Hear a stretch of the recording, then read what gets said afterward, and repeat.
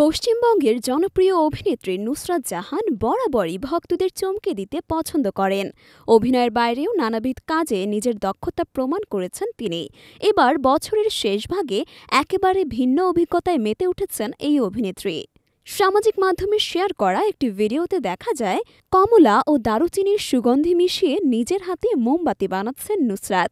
এক্সপার্টের কাছ থেকে নেন বিশেষ পরামর্শ। ভিডিওতে উচ্ছ্বাস ভরা কণ্ঠে নুসরাত বলেন, একটা কথা বলতেই হবে, দারুণ লেগেছে।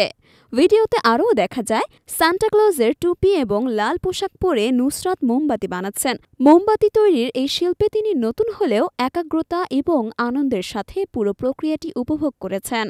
তবে শুধু মোমবাতি নয়, নুসরাতের ক্রিসমাস উদযাপনেও ছিল চমক। ইনস্টাগ্রামে ক্রিসমাস ট্রি এর সঙ্গে একটা ছবি পোস্ট করেছেন তিনি। যদিও তার ছেলে ঈশানের মুখ দেখা যায়নি, তবে মায়ের আনন্দঘন মুহূর্তগুলো স্পষ্টভাবে প্রকাশ পেয়েছে ছবিতে। বর্তমানে নুসরাত তার আসন্ন সিনেমা আরি নিয়ে শুটিংয়ে ব্যস্ত। 2025 সালের নববর্ষে মুক্তি পাবে ছবিটি। অভিনয়, শখ এবং পারিবারিক জীবনের এই ভারসাম্য তাকে অন্যদের থেকে আলাদা করে তোলে। নুসরাতের এই নতুন অভিজ্ঞতা তার সৃষ্টিশীলতা এবং ভিন্ন কিছু করার সাহসিকতার প্রমাণ। অভিনয়ের বাইরে তার এই শখগুলো অনুরাগীদের কাছে তাকে আরও প্রিয় করে তুলছে।